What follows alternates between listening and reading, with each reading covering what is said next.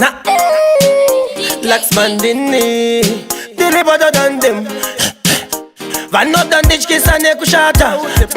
Kunok makata. Ngava toka na sawe tu hakata.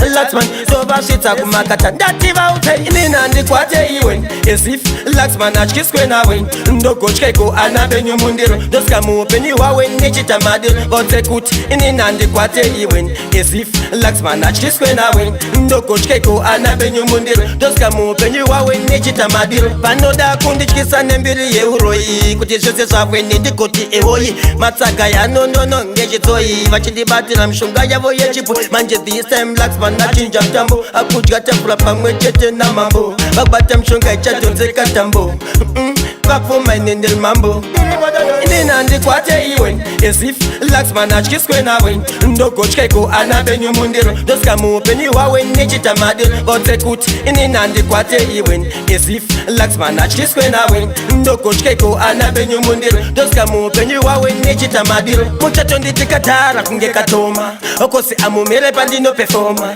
nengoma elvamwe vatopa kadoma dini wane chete kambala ramba kudona tipe kuno maeke ndivaise pasaiki ndelemo denga kuita kunge kaiti mangoma ine ndinotasha kunge dudubaiki DKT tipe kuno maiki inina ndikwate iwen as if LUXMAN achkiswe nawen ndogochkeko anabenyo mundiro doska mupenyi wawe nechita madiro vote kuti inina ndikwate iwen as if LUXMAN achkiswe nawen ndogochkeko anabenyo mundiro doska mupenyi wawe nechita madiro panoda kundichkisa nembiri yeuroi kuti zvose zvaweni DKT ewoyi matsaga ya no ngechitoyi vachilibatira mshonga yavo yechipo manje this time LUXMAN achinja mtambo akudya tafula pamwe chete na mambo babata mshonga ichatonzeka tambo vapfuma inendel mambo inina ndikwate iwen as if LUXMAN achkiswe nawen ndogochkeko anabenyo mundiro doska muopeni wawen nechita madil vote kuti inina ndikwate iwen